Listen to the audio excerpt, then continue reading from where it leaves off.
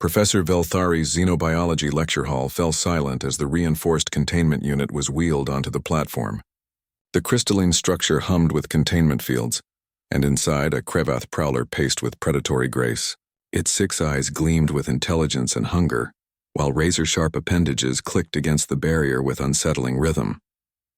"Today," the professor announced, her blue-tinted scales rippling with barely contained excitement, "we observe a Class 4 predator from Krevath Prime. Note the sensory organs, the muscle density, A hand shot up from the back row, the human's hand. The entire amphitheater turned to stare at Marcus Chen, the lone representative from the notorious Deathworld called Earth. He'd been in the Galactic Academy for 3 standard cycles now, and still his presence made most species uncomfortable. His binocular forward-facing eyes, his exposed calcium-based teeth, the way he moved with such casual efficiency.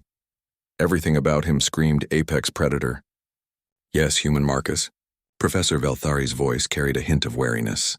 "Permission to approach the specimen, Professor?" The lecture hall erupted in chittering gasps, and one Flixian student actually fainted. The Krevath prowler was contained, yes, but it was still a creature that had evolved to hunt and kill. Its homeworld boasted a gravity 1.3 times standard, an atmosphere thick with ammonia, and prey animals that could crush most civilized species with ease. "That's highly irregular," the professor began.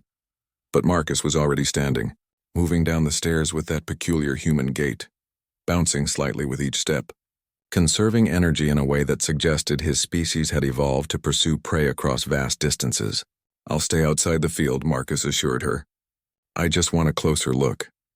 The professor's scales flickered through several colors before settling on resigned purple. "Very well, but maintain a 2-meter distance from the—" Marcus was already at the containment unit. The Krevath prowler, which had been pacing methodically, suddenly stopped. Its 6 eyes locked onto the human, and something remarkable happened. It backed away. The entire class leaned forward, their various sensory organs straining to understand what they were witnessing. The prowler, an apex predator that feared nothing in its natural habitat, was retreating from a creature half its size, separated by an impenetrable barrier. Marcus tilted his head, studying the creature with those unsettling forward-facing eyes. Then he did something that would be discussed in xenobiology circles for years to come. He smiled, not a friendly smile, not the diplomatic expression humans used in trade negotiations or cultural exchanges. This was something else entirely. A display of bone-white calcium structures, pointed canines clearly visible, lips pulled back in what every predator in the galaxy would recognize as a challenge display. The Krevath prowler's appendages stopped clicking. Its breathing, monitored by the containment field sensors, accelerated rapidly.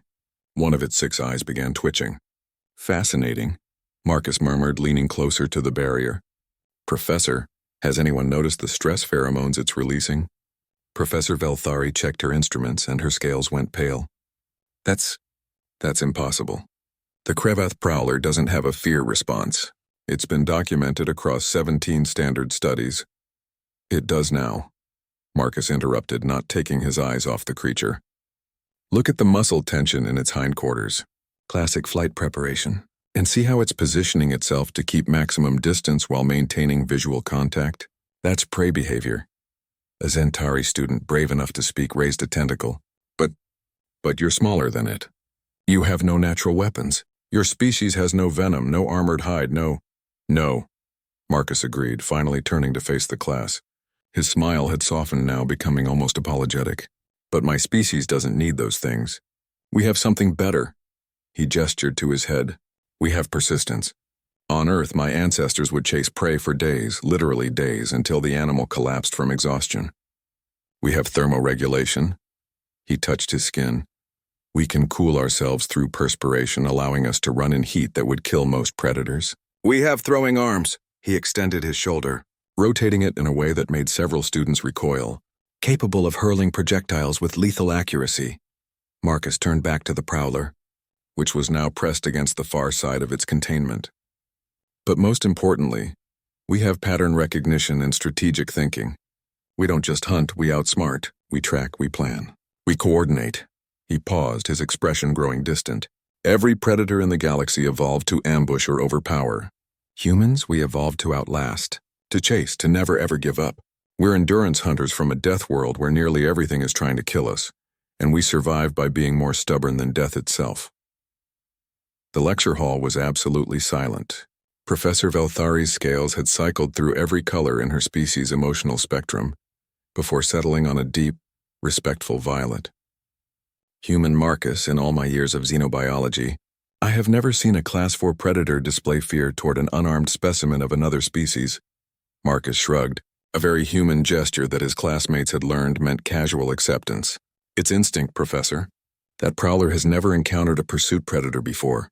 Everything on its homeworld either ambushes or fights directly. But somewhere in its genetic memory there's a warning, a primal understanding that some hunters don't attack. They simply follow. Forever.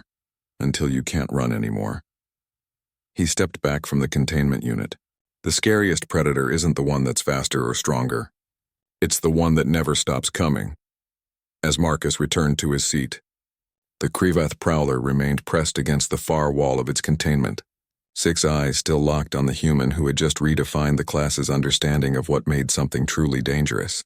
Professor Velthari adjusted her notes with trembling appendages. Well, she said finally, I believe we'll need to revise the curriculum. It appears we've been teaching predator classification with a rather significant blind spot.